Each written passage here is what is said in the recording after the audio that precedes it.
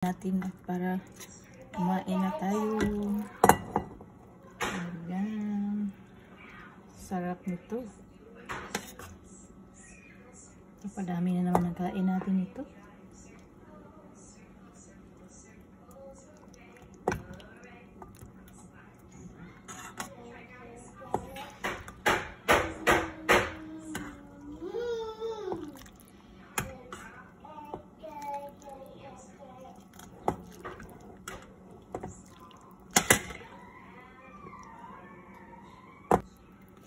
Ayan, ito na guys. So guys, today ay nagsigang tayo ng bangus. Ayan. Yung gulay natin ay squash.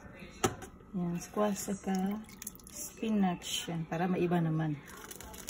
Ayan, spinach yung nilagay natin. Nilagyan ko na yan ng mga pangpalasa. So mamaya maluto na yan. At chibugan na.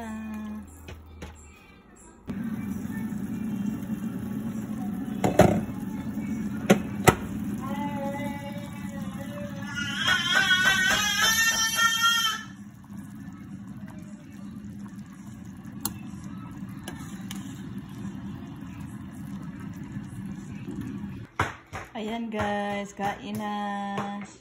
Yan pala yung lunch natin today.